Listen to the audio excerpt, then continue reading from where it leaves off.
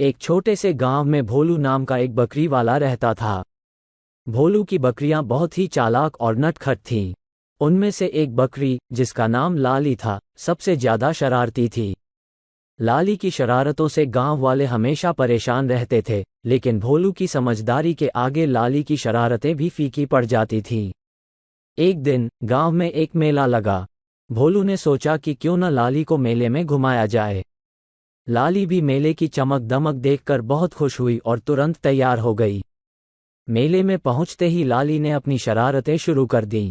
कभी वो खिलौनों की दुकान पर जाकर सारे खिलौने गिरा देती, तो कभी मिठाई की दुकान पर जाकर सारे लड्डू चखने की कोशिश करती। भोलू ने लाली की हरकतें देखकर सोचा कि इसे कुछ सिखाना जरूरी है। भोलू ने लाली को एक बड़े झूले के पास ले जाकर कहा, लाली, देखो ये कितना बड़ा झूला है। क्या तुम इसमें झूल सकती हो? लाली ने अपनी आंखों को चौड़ा करते हुए झूले की तरफ देखा और जोर जोर से मैं करने लगी।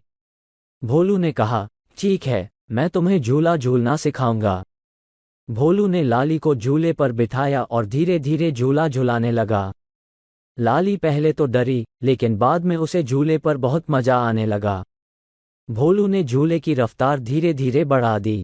लाली अब ऊंचे ऊंचे झूलने लगी और खुशी से मैं करने लगी।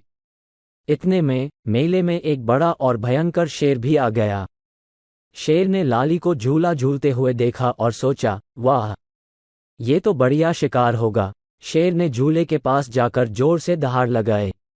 लाली ने शेर को देखा और डर के मारे चिल्लाने लगी। भोलू ने शेर को देखकर एक योजना बनाई। उसने शेर से कहा, शेर भाई, क्या तुम भी झूला झूलना चाहते हो? शेर ने सोचा कि झूला झूलने में क्या बुराई है, और वह झूले पर बैठ गया। भोलू ने शेर को झूला झूलाना शुरू किया।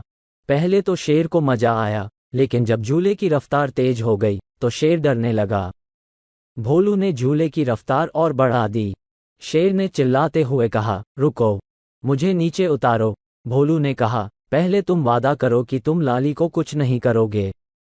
शेर ने तुरंत वादा किया और भोलू ने झूले को रोक दिया। शेर ने लाली को देखा और डर के मारे वहां से भाग गया।